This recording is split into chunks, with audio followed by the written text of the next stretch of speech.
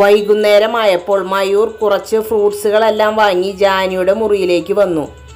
എന്താണ് ഭാര്യയെ, സുഖമായോ ഇയാൾക്ക്? മയൂർ അവളുടെ അടുത്തേക്ക് വന്നുകൊണ്ട് പറഞ്ഞു. അതിന് മറുപടി എന്നോണം അവൾ അവന് ഒരു നിറപുഞ്ചിരി നൽകി. നല്ലതുപോലെ റെസ്റ്റ് എടുക്കുക. പെട്ടെന്നൊന്നും സ്കൂളിലേക്ക് വരുന്നതിനെ പറ്റി ചിന്തിക്കുകയേ വേണ്ട. നല്ലോണം ആരോഗ്യം വീണ്ടെടുത്തതിന് ശേഷം മാത്രം സ്കൂളിൽ ജോയിൻ ചെയ്താൽ മതി. ടേക്ക് റെസ്റ്റ് എന്ന് പുഞ്ചിരിച്ചുകൊണ്ട് പറഞ്ഞതിന് ശേഷം അവൻ തിരിഞ്ഞു നടക്കാനൊരുങ്ങി. ഏട്ടാ എന്ന അവളുടെ ശബ്ദം അവൻ്റെ ചെവിയിലെത്തിയതും പിന്നെ ഒരടി പോലും നീങ്ങാൻ കഴിയാതെ നിശ്ചലനായി അവൻ അവിടെ നിന്നു. അവൻ്റെ മിഴികൾ നിറയുന്നുണ്ടായിരുന്നു. വർദ്ധിച്ച സന്തോഷത്തോടെ മിഴികൾ നിറച്ചുകൊണ്ട് അവൻ അവളെ തിരിഞ്ഞു നോക്കിക്കൊണ്ട് പറഞ്ഞു. എന്താടാ? ഞാൻ എൻ്റെ തീരുമാനങ്ങളെ മാറ്റുകയാണ്.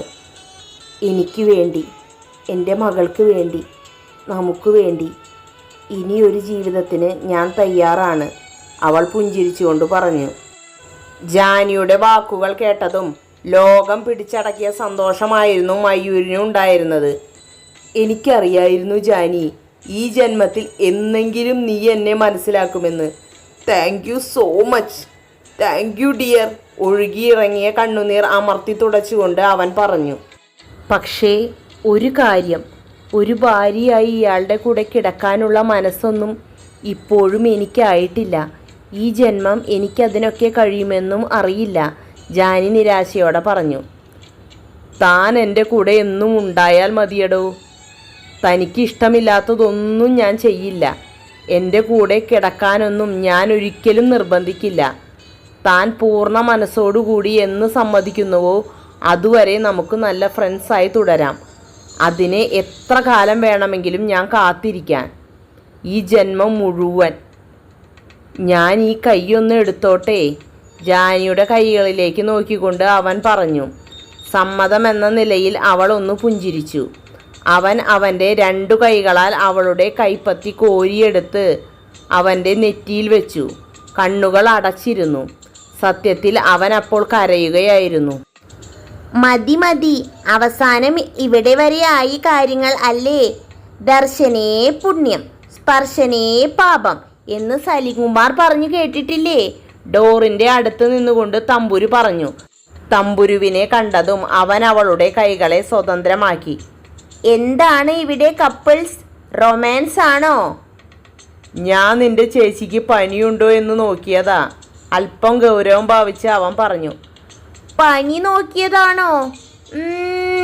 ഞാനങ്ങ് വിശ്വസിച്ചു. അല്ലേ, ഒരു പനി വന്നപ്പോഴേക്കും പഴയ വഴക്കൊക്കെ നിങ്ങൾ മറന്നോ? എന്തൊക്കെയായിരുന്നു? മലപ്പുറം കത്തി, അമ്പും വില്ലും, ഇപ്പോൾ പവനായി ശവമായി. ജാനിയെ നോക്കി പരിഹസിച്ചുകൊണ്ട് അവൾ പറഞ്ഞു.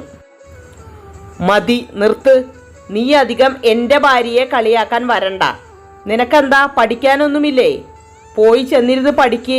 അതേ ഗൗരവത്തോടു കൂടി തന്നെ മയൂർ പറഞ്ഞു.